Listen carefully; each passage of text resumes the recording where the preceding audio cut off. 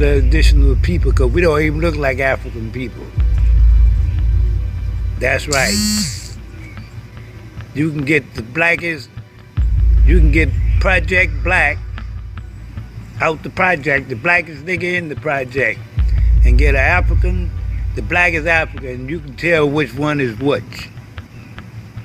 We just don't look like them, period. When I was reading to prepare for this interview, I was quite surprised to see you use the word Aborigines talking about African Americans. You know, I've dealt with that issue. Pitt had described Pocahontas' people as being indigenous black people, according to his own historical. Doctor saying Indians with straighter hair. Still sitting around smoking bud, talking shit. Same thing the natives used to do. Kiyamas of Guyana, brown Negroes like Hottentot. They enslaved pretty much everyone in Haiti. They sent about 2,000. I've made very, very clear I don't know where that comment comes from. Well, from your subconscious. You ain't been enslaved that long. When I say you, I mean the people, the Native Americans from 1492 to current day, which would be us. That's not a lot of time. We're still not used to this just from spirit. It takes a long time to wash a person's heritage away. Even if you brainwash them to not know who they are. The heritage is encoded in the DNA. We still do the same thing the natives used to do. The dances, all of that. We still doing the same things. We still sitting around smoking bud, talking shit. Same thing the natives used to do. Nothing's really different. It's a deep thing y'all have to grasp. You still got the same spirit as those people. You still a knucklehead like those people. You still don't want to go with the white man's law like them people. It's a deep thing. If you look at the natives then and you look at black people now, Haitians, Dominicans, I mean all the people of America, we ain't changed them. We still beefing amongst each other, and we still got a problem with this white man's law. And that was the same thing going on in the past. We didn't get along with each other, and we didn't like their laws. That's why we lived free. We lived by universal law, give and receive, things like this. Yeah, we were beefing amongst each other, but no one was selling slaves and all this weird, stupid stuff. In 1543, Hernandez de Soto and his Spanish Conquistador army was met by a large nation of black Indians in North Louisiana near Monroe and the Ouachita River as the Spanish was trying to colonize Louisiana, Arkansas, Mississippi, and the entire Gulf Coast. And that's just in North Louisiana that there was a whole bunch of black Indians. And that passage is found in the primitive black nations of America. And prior to Hernandez de Soto coming to Louisiana to colonize the Gulf Coast, he had arrived in Florida, off the coast of Florida, and automatically started warring with the Florida Indians, who was giving them hell the whole time. And de Soto had described the Florida Indians that he was at war with as being very large black Indians in an aspect different from those from the interior of North America because of the climate that they lived in. Because of the humid sun that they lived in, their complexion was very dark-skinned and they had woolly hair. And that passage is found in the history of Hernandez de Soto by Bernard Shipp, Louisiana and southern Mississippi, where all the black Indians who were in large numbers in southern Louisiana and Mississippi, they were captured into slavery, forced into assimilation in the colonies, and they ended up having their identity reclassified and changed. You hear me? From indigenous to Negro, black and colored, and now African American today. All across southern Louisiana and southern Mississippi, there were large black Indian nations like the Choctaw Indians, the Chitimacha, the Tunicas.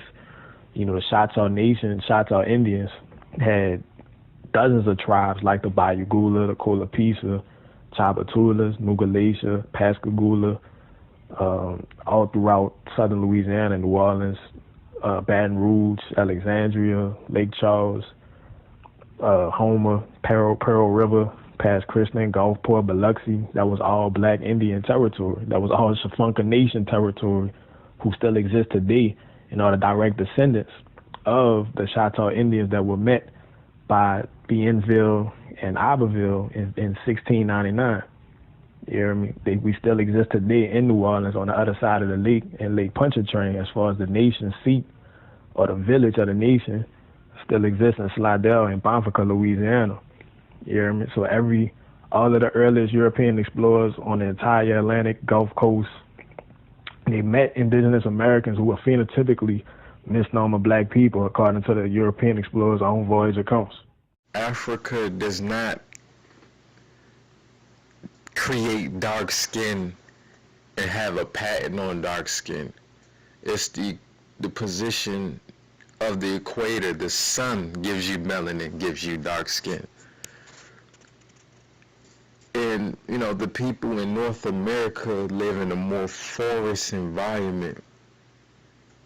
You know, the weather is balanced. It goes through pole shifts and, you know, seasonal changes. So, you know, it's a period in North America when we are just basically in the sun, and it's a period when we are out the sun. And that plays a part in skin color and hair texture and everything, because if you look at the people in Africa, they live in a more tropical environment, a more desertish environment. They're in the heat all year. So, you know, that America, if you look at this map, and you look at this map of North America, just for start, you see the southern part of that's the darkest. Look at the southern part of the United States. You see it's red, and you see most of it is yellow. And then you go further up to Canada, it's blue. Then if you see the darkest part is really in California, like on the southwest.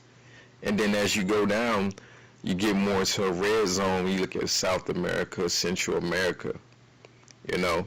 And then you go across Africa, the same thing. So a lot of people can't, you know, they can't understand that. So I ask anybody to use their common sense.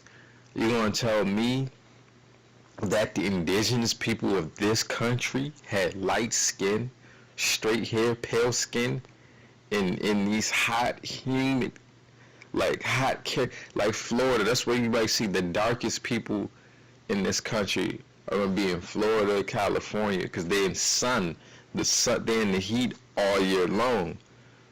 And, you know, you can't tell me the indigenous people of this country, especially in the southeast, in the southwest, the Caribbean, Mexico, had pale skin, stringy hair, because those climates do not produce that. If anybody been to Florida, you know everybody in Florida is dark. So you're in that humidity that plays a part. 500 nations. It shows the indigenous people of Hispaniola, and you can see that. So common sense has not, you know, a lot of people have been dumbed down. And if you go to Africa, the lightest Africans that you will see live in a more forest kind of environment. You go to South Africa, the people are more, they are lighter. They have, you know, like their hair is kinky. They are lighter skinned. The eyes are more slanted because that is the environment. They live in a more forest. It's similar to North America. South Africa, I'm talking about. Then you go to West Africa. It's more of a tropical environment. So I would say West Africa is more similar to like somewhere in Florida. You know, further North America, you'll see darker skinned Indians with straighter hair. You look at the old pictures of the Algonquin, the Narragansett people. You can see the thickness, but the straightness. So you look at the people in North America, so-called black people, are more copper-colored, copper-skinned people. They have a balanced complexion because they live in that forest-like environment, whereas the people in Africa are living in a more tropical environment. That's very important to know. Non-indigenous people are the product of the Neanderthal people crossbreeding and mixing with the word indigenous comes from the word indigo, indi, darkest color in the spectrum. That's what the word indi means, dark pigment. If you go to if the darkest people in the world are in India, those are the darkest people in the world. India. Present day India was originally called Hindustan. So when Columbus came to America and called the people Indians, That's who we are. We are the dark-skinned Aborigine people that, you know, these Spanish conquistadors seen when they came to this country. After, we'll call it the Arawak Chronicles, what happened in the past, or the Taino Chronicles. After they enslaved pretty much everyone in Haiti, they sent about 2,000 slaves back to Spain. They were sending slaves back and forth from America to all over the place, to Africa, to Spain, to different parts of America. It was crazy. They rounded up a whole bunch of indigenous Arawak slaves over in Central America, and they shipped them over to Haiti to work. They also grabbed a great many slaves. Some say they cleared the island of Nassau of all the inhabitants to bring them to work in Haiti. They would tell you that all these people died, but my question is, where are all the mass graves for these people? You know, and a lot of these descriptions of these people, they were described to be black. A lot of the cases, a lot of people will argue that they weren't, but they were. It is what it is. A lot of time, these people were described as black. There were black people witnessed in Haiti. So right off the bat, that tells you the regular history that you're given, you're lied to about, and that you are tied to these very lands. That's why they lied to you about it in the first place. Ex-Micah, Taino words. Taino is black. We're not Indians. We might appear as such, but we're not. Just to clarify something, there are no Indian bones that was found in Jamaica. No 10,000 BC Indian bones. There's no anthropology, archaeological or otherwise, that can prove that there are any other presence on this land but of a dark-skinned Taino joined by our African brothers. These are the actual facts. They might not be in your textbooks, or they might not be progenited in your university curriculums and such, but so be it. Ancient Mayans liked to decorate their teeth with gems to frighten their enemies and beautify themselves, a practice which is popular today as well. We call it tooth jewelry. Ancient Mayans liked to decorate their teeth with gems to frighten their enemies and beautify themselves, a practice which is popular today as well. We call it tooth jewelry, a dental procedure in which small gems are attached to the teeth. As we can see, the technique looks quite similar to what we do today.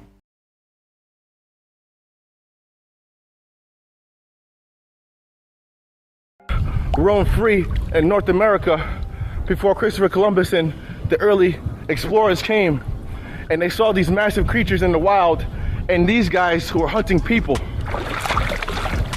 and they started killing them off every time they seen them. So the numbers here in the United States are super low, but in Central and South America the number's a little bit higher. You can find them through Mexico as well too. They have super sharp claws.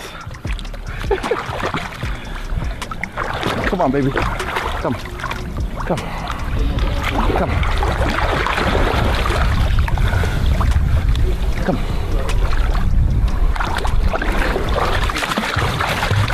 Handle something like a round and very large fly fan with a look at this, with a what?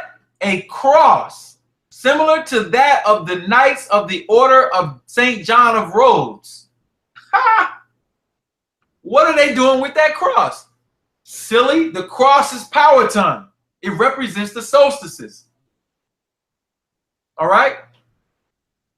The 𝗡.𝗜.𝗡 was not the name of a tribe. It was the name of the annual celebrations that took place at the equinoxes and solstices, which is, again, the basis of the tomb calendar. I can walk you through this easily. All right? In the middle of a black field, and the cross was white. These are Aboriginal Americans with the symbol. With the first Europeans coming to see them, they already had the symbol. How did they get it? And although the governor entered the plaza and alighted from his horse and went up to him, he did not rise, but remained passive in perfect composure and as if he had been a king. All right, so you got that source. All right, the DeSoto Chronicles are a primary source. All right. When Giovanni de Verrazzano was exploring the Atlantic coast from Carolina up into the New York area, he had wrote a letter to Francis I, the King of France, in 1524, describing the Carolina Indians as being dark in color, not unlike the Ethiopians. Giovanni de Verrazzano had described the Carolina Indians as exactly resembling the Ethiopians, and also in Beaufort, South Carolina, the Spanish explorer or Spanish colonizer Lucas Vasquez de Ayllón had came in contact with the Yamasee Indians in 1520. And he described the Yamasee as being Negroes being valuable in labor. So as soon as Vasquez de Ayllón had pulled up to the Atlantic and Carolina, he was trying to enslave the Yamasee Indians, who he had described as being Negroes, the same Yamasee Indians that we see existing today in Allendale, South Carolina. That's the ancestors of today's Yamasee Indians. When William Penn came to New Jersey, the same William Penn that Pennsylvania, Penn State, and Penn University is named after, the same William Penn that's on the Quakers grist box here. I mean, when he came in contact with the Lenape Indians in 1683, William Penn described the Lenapes as being a complexion black, but by design like the Gypsies in England. Is how William Penn described the Lenapes, who's also known as the Delaware. You know, that's in the Northeast region around New Jersey, Delaware, and the Lenape still exist there today in that same region in New Jersey and Delaware. Plains natives or Mongoloids did not live in the Southeast, the Northeast, or California in the Pacific, historically. The only area that the Plains or Mongoloid-looking natives lived was the Northwest and the Southwest, and they only got to the Southwest in Arizona and New Mexico and Colorado because they moved down, they migrated from the Northwest in Montana, Dakota, in Idaho and Washington. That's the only area that the Mongoloids or Plains people historically live. They are migrational people. So-called Black Americans are autochthonous. We originated from the soil of the earth. The soil of North America is where misnamed, reclassified Black Americans originated from. So historically, the only people that lived in the Southeast and the Northeast and the West Coast were so-called black people, indigenous people that look like so-called black people, according to the Europeans' earliest historical documented accounts. There were no Plains or Mongoloids on the East Coast, the Southeast, or the West Coast, ever. They only lived in the Northwest, the Mongoloids. The Mongoloids only live in the Northwest. Mongoloids never lived in the Southeast, in Louisiana, Mississippi, Alabama, Georgia, Florida, the Carolinas, Virginia, Carolina, Massachusetts, Rhode Island, you heard me, California, Texas. Mongoloids never lived in none of those places. That was only indigenous, misnamed black people. Mongoloids only lived in the Northwest.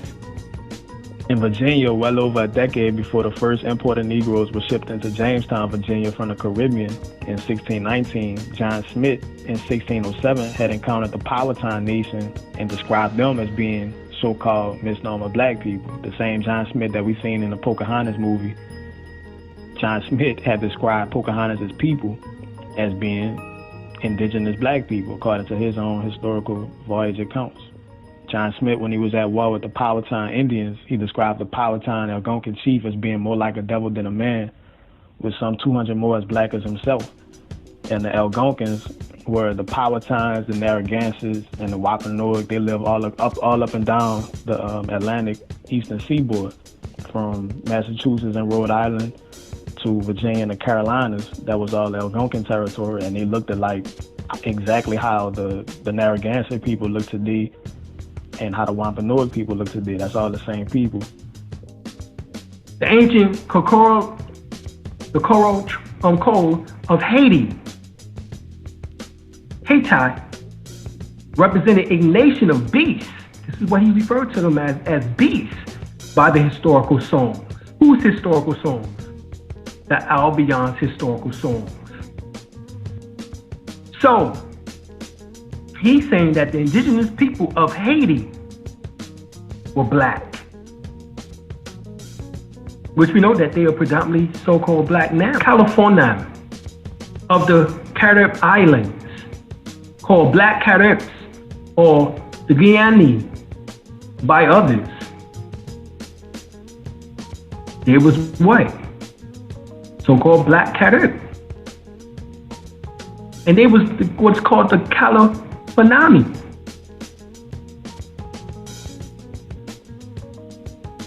Or the Califanams. You have the Okoro of Hutara, mentioned by Garcia in the West Indies. He said they're quite black.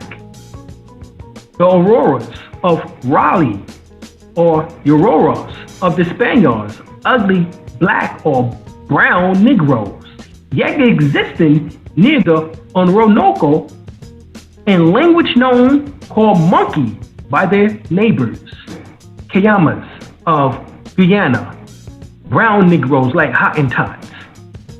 You had the Manjapas of 𝗡𝗜.𝗜 of the Nayahof, and the Matayas of 𝗡𝗜.𝗡𝗜 of 𝗡𝗜.𝗓, or all of Brazil, black, right? He's saying that he said they here, brown Negroes with curly hair. So all of these people was in Brazil, obviously before the slave trade, brown and red Negroes who was already in these areas, in California, in Florida, Georgia. That to me is a Negroid face that has all the features that you associate with a Negroid face. The proportions of the face, it doesn't say anything about it being a Mongoloid.